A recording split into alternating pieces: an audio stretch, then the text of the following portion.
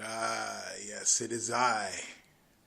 No, this video is not about James Marshall Hendricks.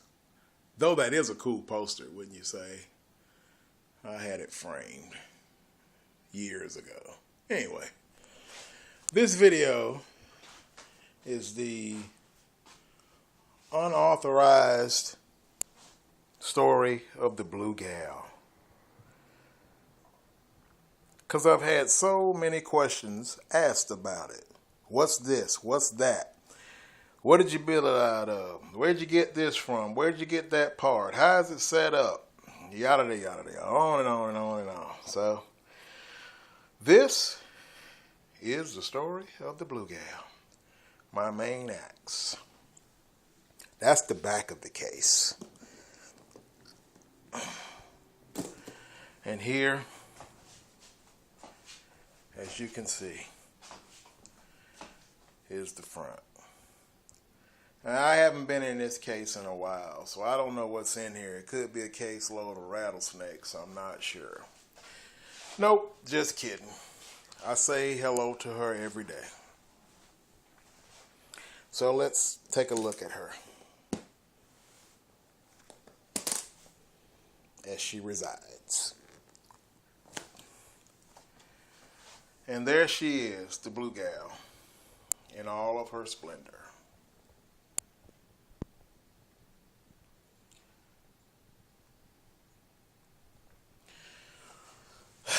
Story of the Blue Gal is as follows.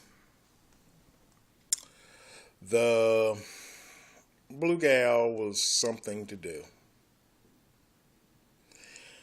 I decided to build it in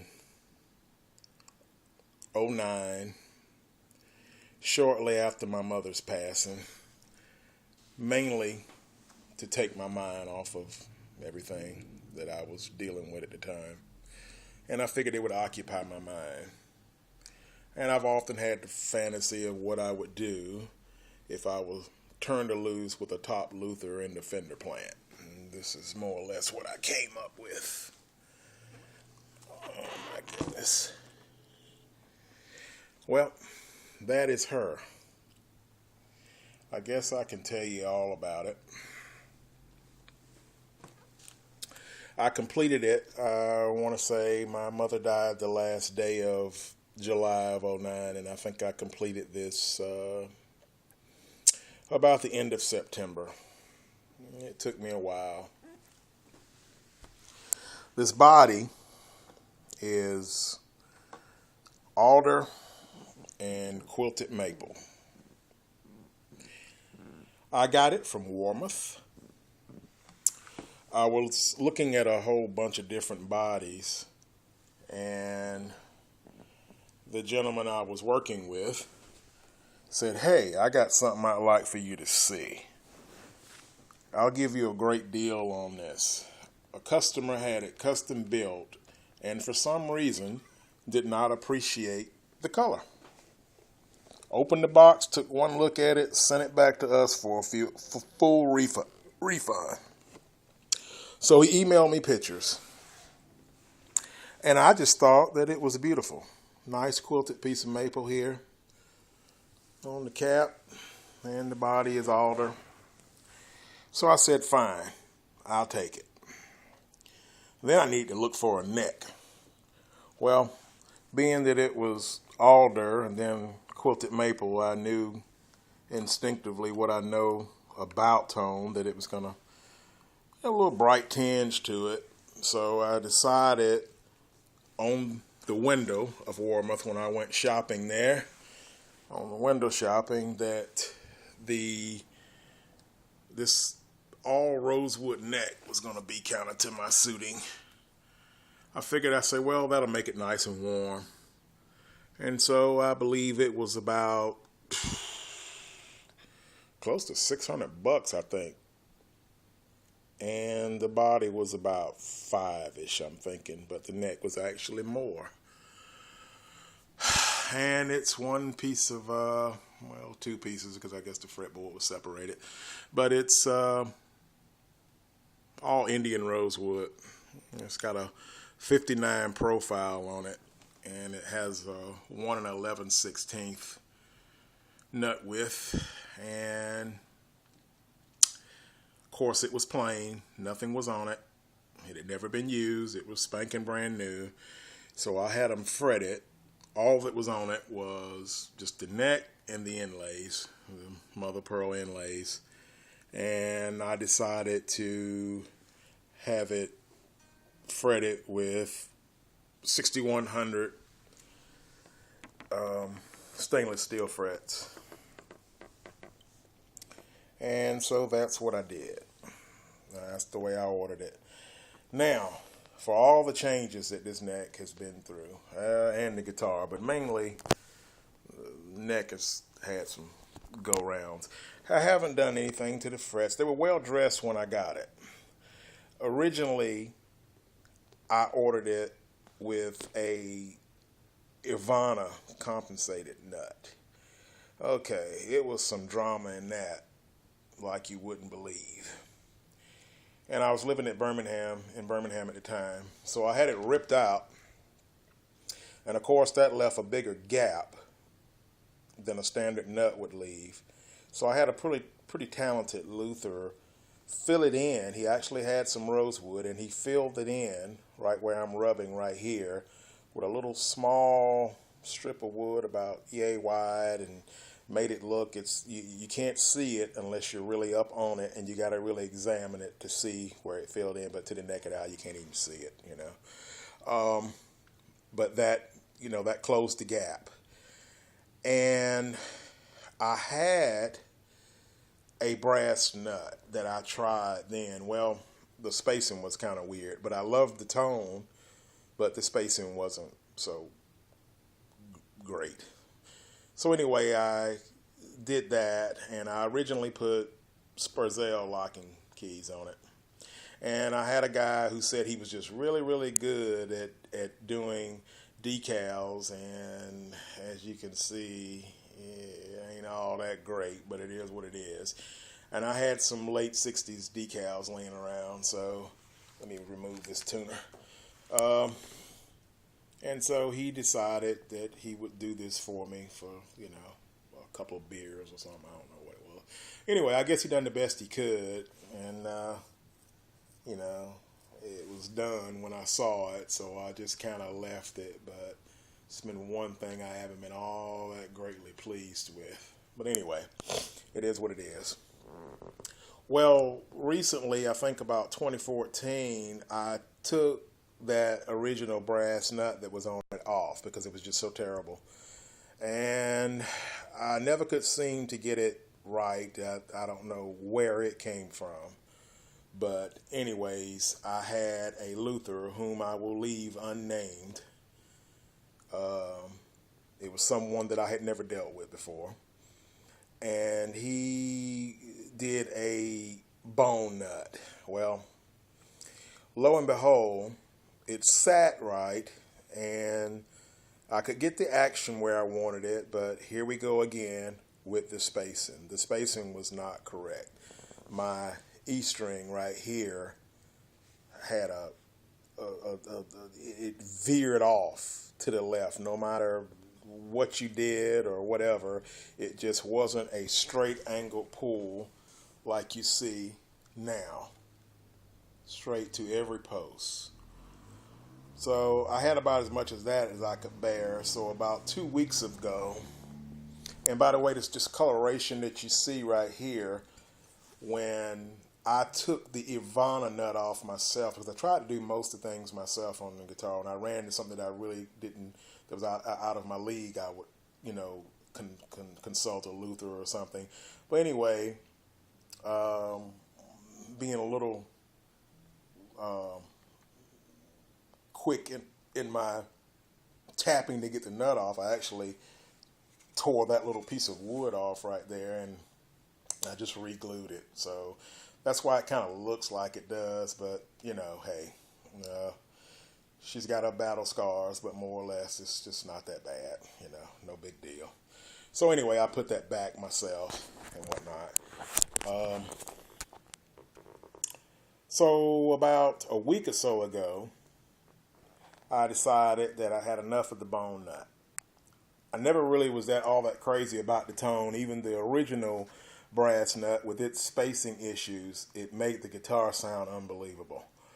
I had less tuning drama, as you know, for you historians that are into this type of thing. The first three Halen albums, we know for a fact, were standard Fender tremolo and a brass nut and some 3-in-1 oil. And I've had much success with that. I've owned at least 4 Malmsteen models in the past, and I did this with them. And, you know, first video I ever did, I actually had let a Luther talk me into then, oh, nobody uses brass anymore. We quit using those. I've never figured out who he was referring to by we, because I don't do the we's. I do the I's, you know, and what works for me. I could care less what we do or what we don't do anymore. But anyway, that first video I did with the Blue Malmsteen, it actually has a bone nut. But I will say this, the guy that did that bone nut was a different Luther, and very well respected craftsman, just quite difficult to get along with. But anyway, I can't short him on his knowledge of what he knows how to do, because at least the spacing and all this stuff was right. And I could keep it in tune really well, but it just kind of changed the tone of that Malmsteen Strat, and I ended up knocking that nut off and putting the brass back on. So I don't know why I even allowed myself to be talked into that. But anyway, back to this deal right here. About a week and a half ago, I ordered a brass nut through Axe Masters. I think they're in Michigan somewhere. And I spoke to the guy directly, and I gave him exact specs of what I wanted and exact measurements. And lo and behold, they came back just as ordered. I dropped this nut in, and within 45 minutes, this guitar was set up, and it is never, ever played this good since I've owned it. It always played good, but now it plays great. It's not a place where it's fretting out. The action is so low, you know, an ant couldn't stoop and get up under it. And there's no fret outs in it, you know. You can do all your little squeals and harmonic pullbacks on the whammy ball on the 3rd and 5th fret, and just everything's just great. I have no complaints, and it was so easily done. It just fell right into place, you know. And I pulled out my little bottle of 3-in-1 oil and hit the slots with 1 drop, and voila, no drama whatsoever. About a month and a half ago, I was never really pleased with the Spurzels either. For one thing, 12-1 ratio as opposed to Schallers, which I love, which are 16-1 ratio. I changed these maybe about a month ago, and I put locking Schallers on it, which I just happen to love a lot better. But anyway, that was already done before I put this brass nut on. So enough about that. That's pretty much the deal on that. The radius is 10 to 14 compound on this. And like I said, the feel, the contour is Warmont's idea of a 59 Les Paul or something. It's kind of round, but it's not quite nearly as bulky as a lot of Les Pauls I have felt before. In all due respect, I got a pretty good deal on this neck too. I'm trying to think he might have knocked off some money on this neck too, because I was buying the body and whatnot. But in all actuality, on a guitar like this, I really prefer 1 5/8, which is what might happen at some time in the future. You know, never count me out on switching stuff. But the Blue Gal went through quite a few changes. It originally started with a Wilkerson bridge. Okay, it was horrible. Didn't work worth a damn. So it had to go. Sold it to some 15-year-old girl on eBay. Bye-bye. Aloha. Gone. I then put a standard gold vintage Fender Strat bridge on, like it would be on a custom shop Strat or something like that. Totally American made, but, you know, 6-hole, just a vintage tremolo for a Strat, you know, a vintage Fender, a new vintage style Fender, put it that way. Great. I could do my magic with it. Never had any problems, except for the one thing that I've ran into on a few occasions. And I'm not a brutal guy, but, you know, pop goes the bar. Well, then I got to scrap a block and try to find another block because nobody makes a bar in gold, and just a bunch of drama. So I had some experience with another build that I built after this with John Mann, who holds the patent to man-made trims, which is basically what is on a Paul Reed. This is an incredible tremolo. It stays in tune great. And as you can see from the side looks of it and everything, it's basically a Paul Reed Smith tremolo, which is really what it is. And it's the same thing that you would find on a Paul Reed Smith. It stays in tune excellent. The craftsmanship of it is excellent. The bars pop in, and you would need Andre the Giant to break this bar. It's just not going to break. You ain't got to worry about it. You can do all the dives and pulls and shake it in somebody's face like Steve Vai on Crossroads, and you ain't got to worry about it coming off in your hand. It's just not going to happen. You know, and if it does, then something's wrong, and you are a brute. Anyway, so that's where we at on trims. Pretty sure I'll never change this trim. There's no point in it. I've never had any need to. I run my guitars with 2 springs. It works for me. I like it spongy where I can dive and do tricks, but I like it subtle where I can do, like, you know, SRV, Lenny type things and all that. So I always use 2 springs, and I float it, and that's that. My pots I went with, they are the original pots, only one set been in here, and they are Burns. I didn't take the plate off. I probably should have for this video, but take my word for it. They are Burns pots. It's the original 5-way in it that I put in it from initially building it, and it is an actual Fender 5-way switch. It's very subtle and nice, and you can flick it with one hand, and it's all good. No problems with it. Never had any problems with it. Pickups, many changes. The first, from the initial build, I used a company, very nice guy.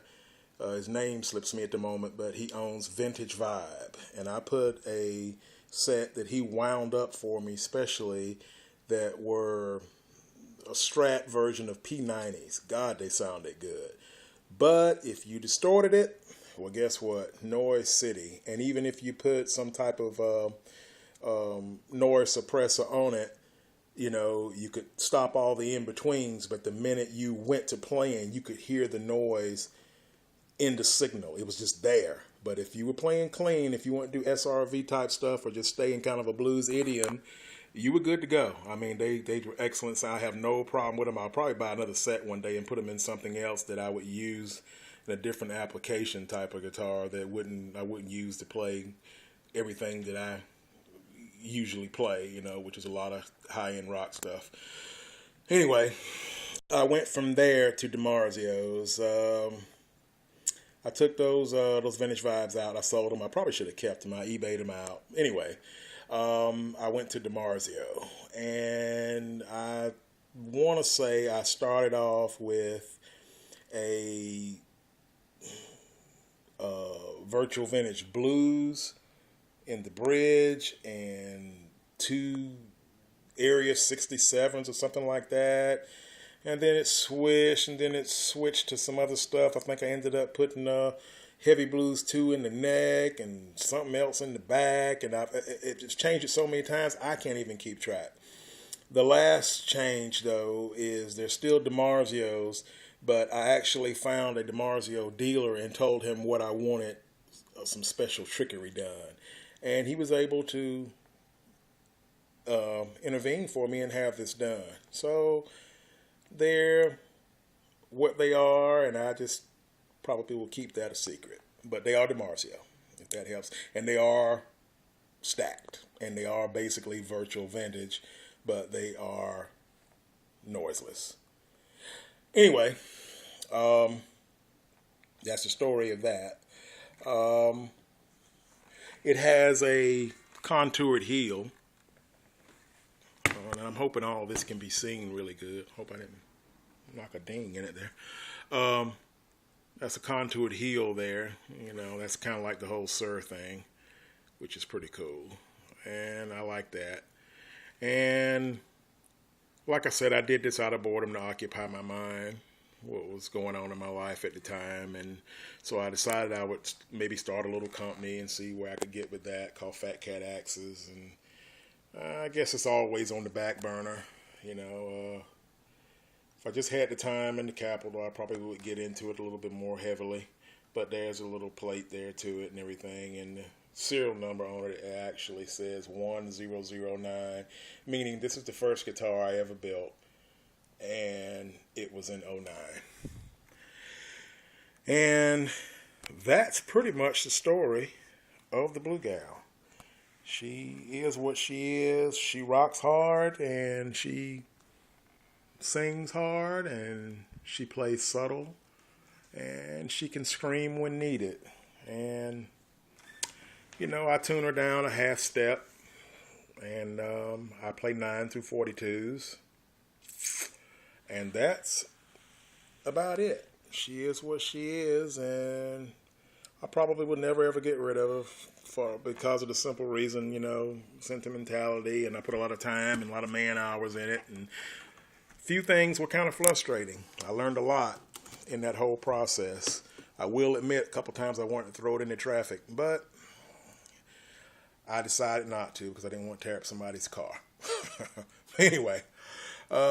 It is what it is, and she is what she is. So I hope this answers a lot of questions for folks. And that is the story of the Blue Gal. Thanks for watching.